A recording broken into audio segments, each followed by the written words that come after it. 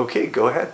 I just wanted to say hello to you children and to tell you my name and that. I'm Marion Martin. I was born on December the 19th, 1913. Imagine getting stuck on that at this point in time. That's quite all right. I was 101 in December. And this is a great pleasure for me to be able to talk to you from here. And I hope that you enjoy it. And I'll enjoy doing it. Well, this is a great pleasure for me to make another video with you, and it'll be another great memory for the whole family as well. Yeah. But are you ready to launch into the questions? Absolutely. Excellent. So Caitlin asks, what was school like when you were a girl? Well, I imagine it's much like today, except that we worked at a much slower speed than what you did. And when we were learning reading and writing and arithmetic, it was very automatic. We sat in our seats and we never moved around. We came in the morning, we sat in our seat, and we were still there at noon hour. And writing was learned by practicing writing ovals and up and down strokes, and for arithmetic we had to memorize times tables, and for reading we took our times, and we often had spelling bees to get our spelling corrected. And it was just much like what you do today, except at a slower speed. I'm going to add a question in here. What did you write with? Well, we wrote with a pen and a nib and ink, and we had an inkwell on the desk, and the pen was just like a pencil without a point on it, and then a metal nib was pushed into a little holder in the body of the pen, and you dipped it in the ink and wrote on the paper with it, and then we had a blotter, usually a small blotter, about 4 by 6 inches, to blot up any ink that got dropped elsewhere. And they had to fill the inkwells every morning. They were only small, they were in the corner of our desk, and they were about 1 inch across and 1 inch deep. But we used pencils occasionally, but not very often. Mostly we used our pen and ink. Wow. There were no ballpoint pens in those days. There were fountain pens, but they weren't used in school. And my students really only use pencils. I rarely ever let them use pens. Yeah. Now, Claire is wondering, did you have a favorite dress, and what did it look like? What was the name of the little girl? Claire. Claire. I meant to mention the other little girl's name, and I didn't. I apologize for that. It's quite all right. And Claire, I had a favorite dress. I had several favorite dresses, as a matter of fact. And I had one outfit I used to wear to school, which was a navy skirt and pleated, and it came down to my knees. And it had a green woolen blouse top with a big white collar on it. And then I had a very pretty rose pink dress that was all pleated down to the waistline, and then just hung from there with roses on it that were made of the same material.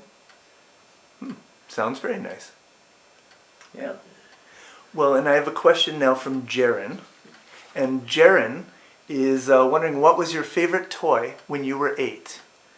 Jared, my favorite toy when I was 8 was a doll, would you believe? And it was called an Eaton Beauty doll. It was bought at the Eaton store, and it was a specialty of Eaton's. And it had jointed legs and eyes that opened. And that was my favorite toy. I played with it all the time. And how many dolls would you have had at that point in time? Oh, 2 or 3. 2 or not 3. many. Okay. All right. Spencer asks, what was your favorite food when you were 8? My favorite food when I was 8?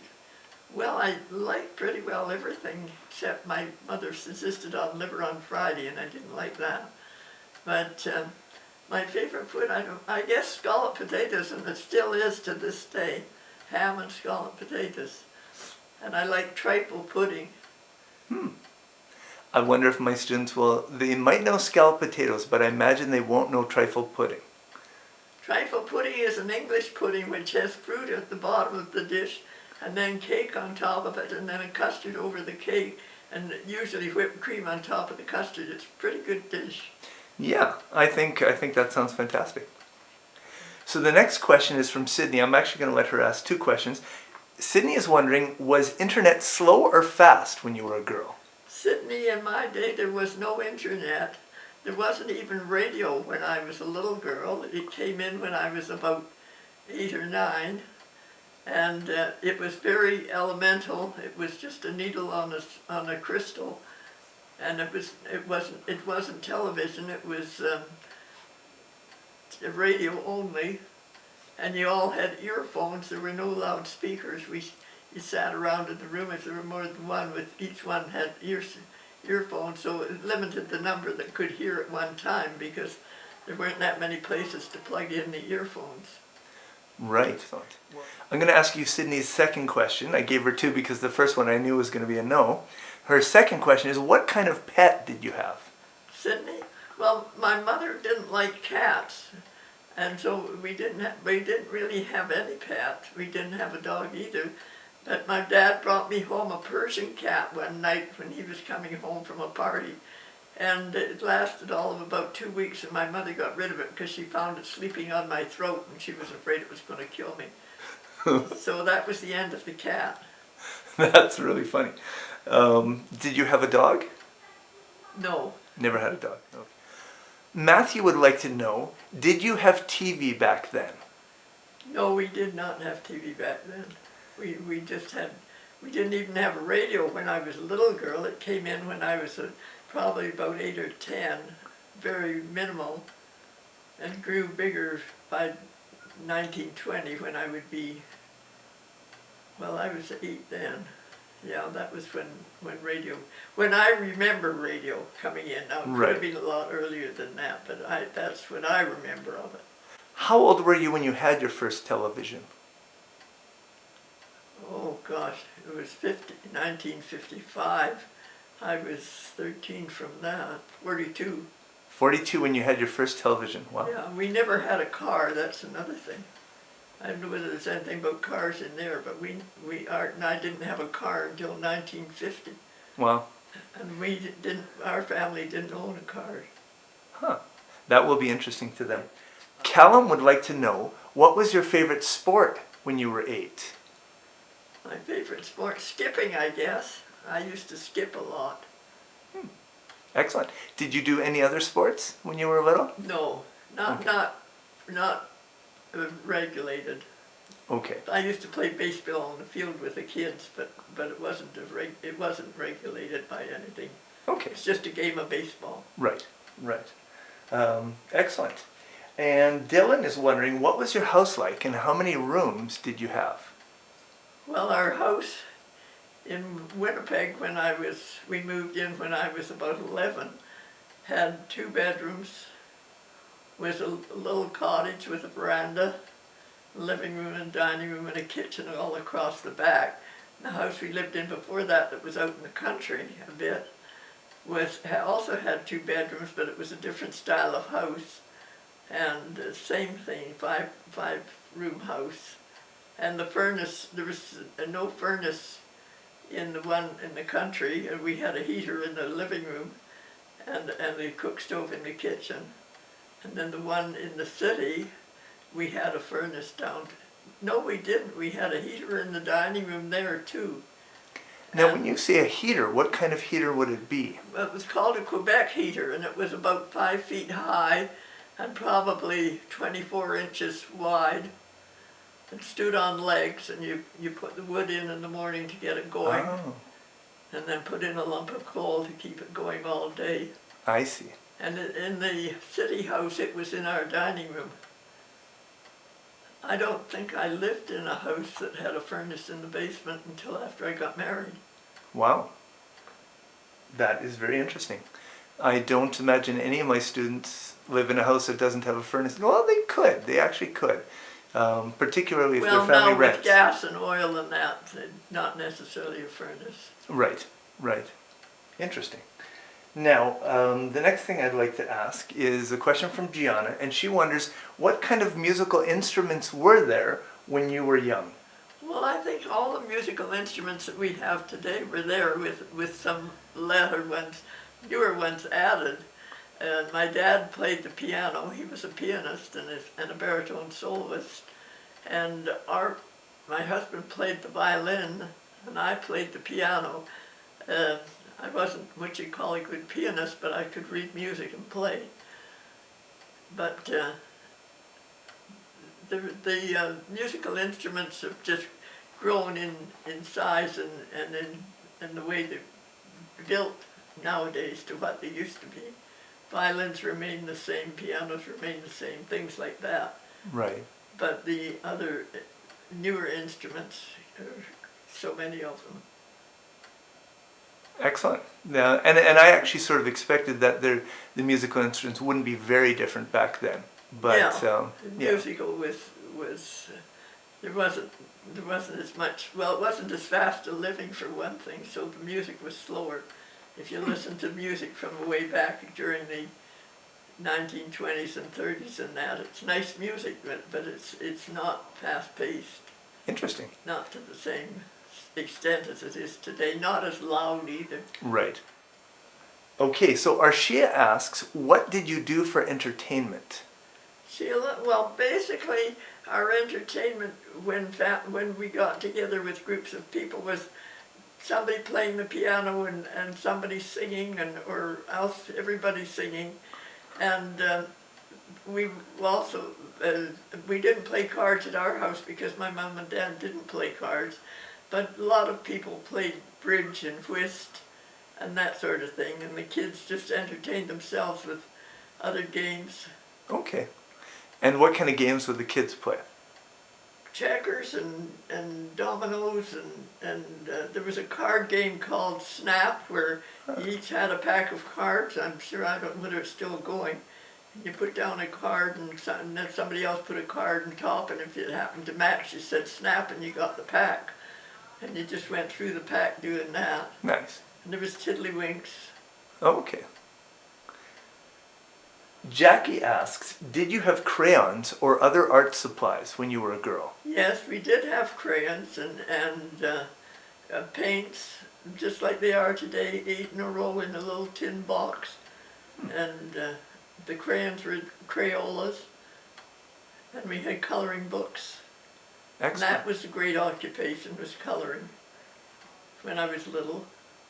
Excellent. Especially if they're taking you somewhere and they wanted you to be quiet.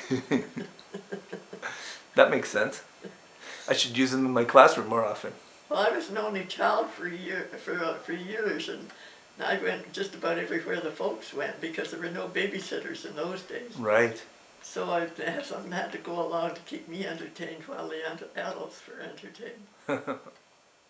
Yeah, no, that sounds like a good plan. Tazea is wondering, how did people communicate when you were a girl?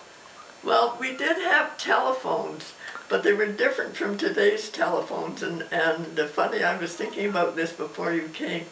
They're big phones on the wall, and instead of dialing the number, you picked up the receiver, and you got a lady, and she was called the lady in Central, and you gave her the number you wanted, and she dialed the number for you.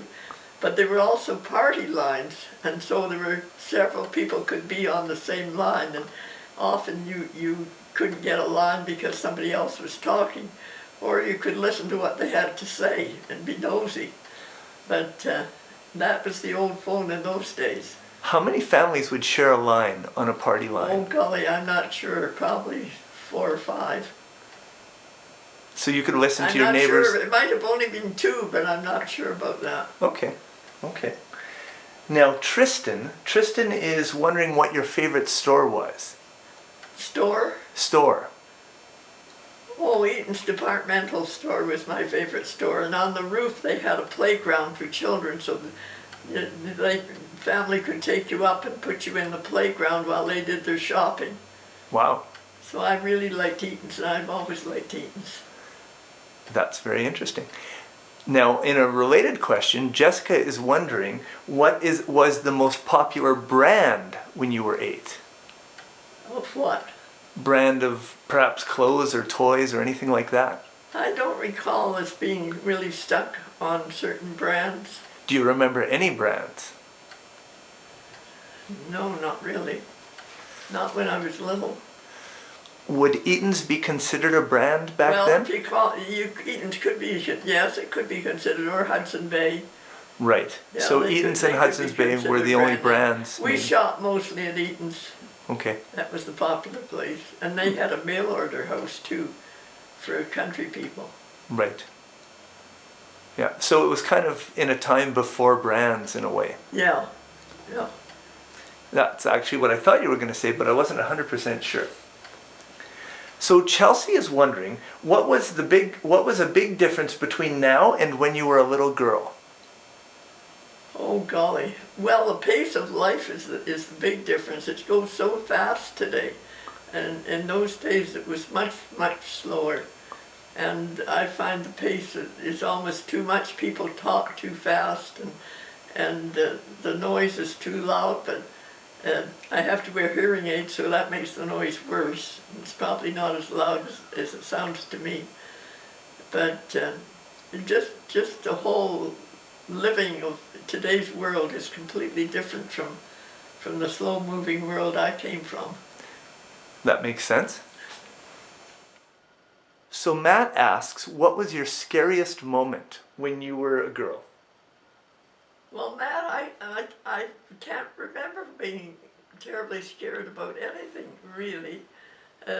Thunder and lightning used to be sort of threatening to a degree, but, and there was a lot of that in Manitoba.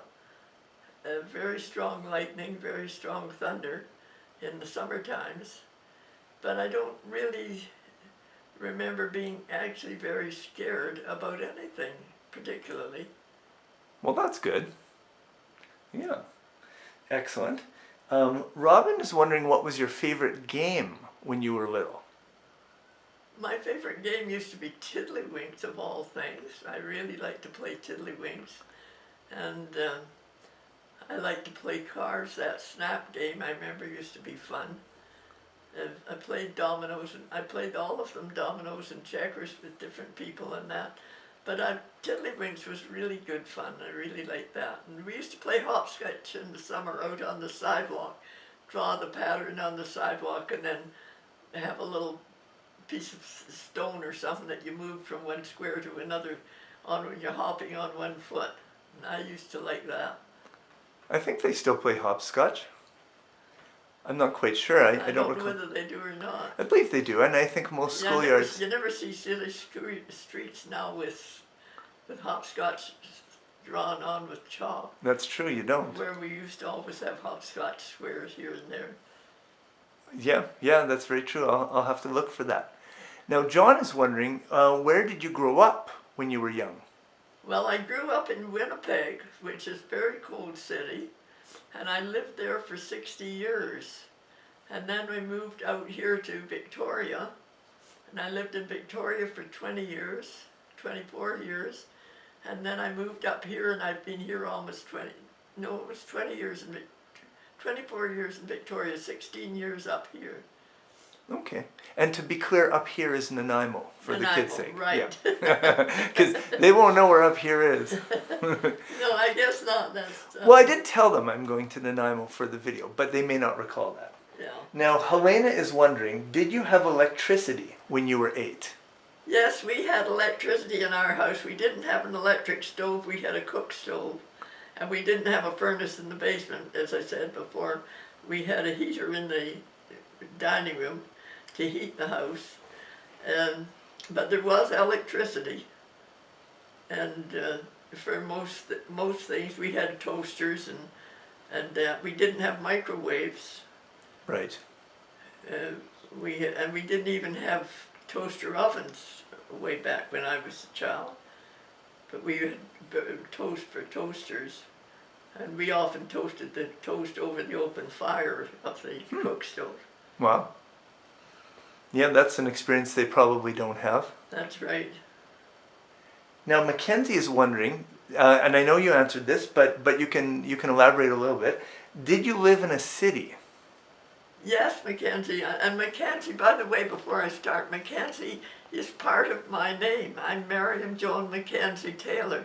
Taylor originally, Martin, after I married. But my Mackenzie is part of my maiden name.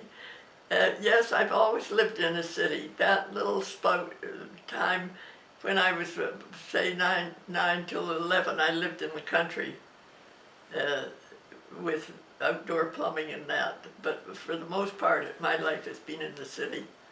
Excellent. And I think that Mackenzie will be very pleased to know that her name is part of your name. Allison is wondering, what did cars run on when you were little? What did cars run on?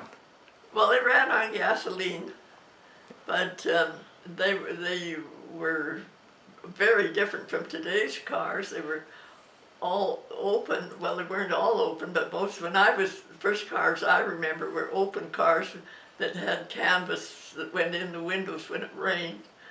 And the old original Henry Ford, I'm sure you've seen the pictures of it. And they didn't travel nearly as fast as the cars today, of course. What model would have been the first cars that you remember when you were that young? Model T Ford. Model T Ford, okay. Yeah. Yeah, the Model T, excellent. And Macy is wondering what you did with your friends. What did we do? Well, we just played, and we played outside all the time. There was no television to watch. So we played outside. We played hide and seek and tag and hopscotch and games like that on the street. And we were out all the time that we weren't studying or in home eating.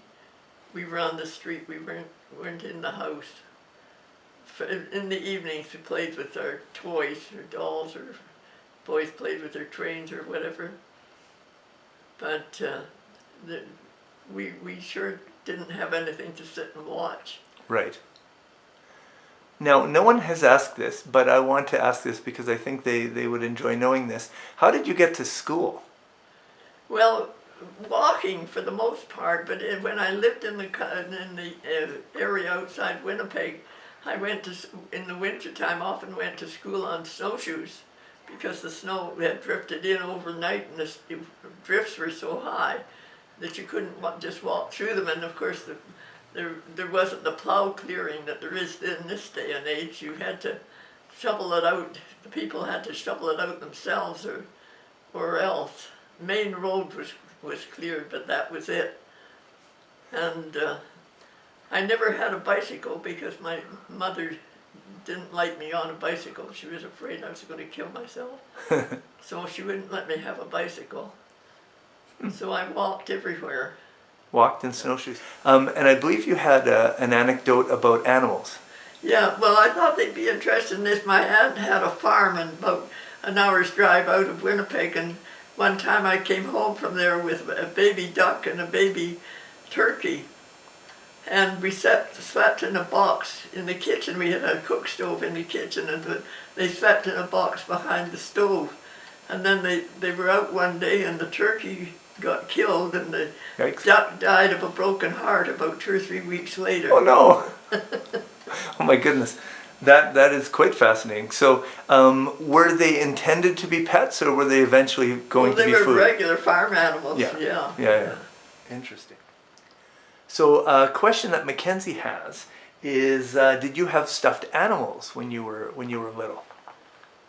I don't recall having any stuffed animals, but I could have had, but not many. I'm now, as an old lady, I have 11 stuffed animals on my bed, so I've made up for any loss I had when I was a little girl. I will take a couple pictures of those stuffed animals and include them. Perhaps that's why you have so many stuffed animals now, you're right. So what were your parents' jobs? Well, my mother basically was a home mother. I shouldn't say she never worked outside the home. She worked at Burke's, a jewelry store, at Christmas time a few times. But she didn't have a job. She was a home mother. And my dad was a professional photographer, trained in Glasgow, Scotland, came to Canada in 1911, and had his own studio with another gentleman, named Boslow and Taylor, in Winnipeg. And then when I was 14, was through grade 9 and into grade 10 at school, and I worked there in the summertime, and my dad said I could go back to school or I could train as a printer or a developer. And I liked working in the studio in that department, so I chose to stay with it. And so I didn't go back to school, and I worked up as a printer and developer in a photography studio and worked there. And then the Depression came, and I was out of work for quite a while. Then I worked part-time as a jewelry clerk. And then when I got married, I was a home mother. I didn't work. And not until the children were grown up, Glennis was 7, I think, when I started working for the Bureau of Statistics as an enumerator. And we paid me 25 cents an hour from I left home till I got back home. It was called portal to portal pay. Wow. And I worked in the field for them for 7 years, and then I worked in the office for another 7 years. At the end of my time there, it was 1970, I was earning $2.95 an hour. Wow. So this just gives you a little comparison of what wages were like in those days. Yep. And yep. we were glad to get them. 25 cents an hour if you work enough hours gives you about $20 a month extra. Wow. That's very interesting. And it occurs to me that you mentioned that you were a developer. Most of my children won't even realize that in the early days of photography, the pictures had to be developed with chemicals. Yes, they came with the studio had a dumbwaiter, and Dad sent the film down in folders, and I can't think of the name of them. They were wooden racks. Each film was in a rack, and it came down, and they had to be taken out of the racks and put into the developer, and then into the finishing bath, and then hung up on a line to dry. And that's where I worked. I did the developing and the printing. And the printing was in another room and used with different equipment. And I'm going to add something else in here for my students' sake. To be clear, a dumbwaiter is not a waiter that is dumb, but it is like a small elevator set in the wall that you can use to send supplies and different materials up and down in a building with multiple stories. That's right.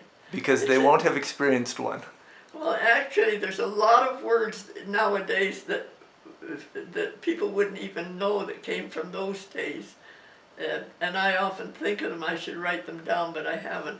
But there's words like dumbwaiter and that come, and I quite frequently come across a word that I think if I said, well, I asked a girl one day to comb my hair pompadour. They hear this here, they'll laugh. And she didn't know what I was talking about. I don't know what you're talking about. I don't know. I've heard the word pompadour, but I don't know what it would mean. Straight back. Oh, okay. I would never know that. In the old days, they used to have their hair high and straight back. Oh, okay. That's pompadour. Pompadour. I have learned something new. Yeah. Now, I have a question. It's kind of a deeper question. And my question is, what do you think it would be good for 8-year-olds to know now that you know because you're 101 years old?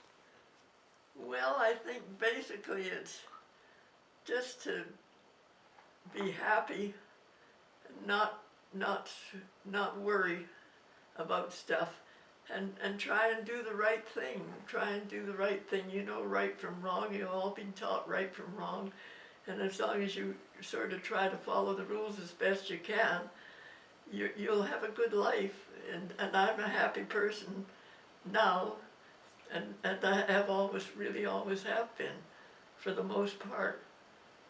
So I think that you can run and play, get out and run and play. That's the best exercise you'll ever get.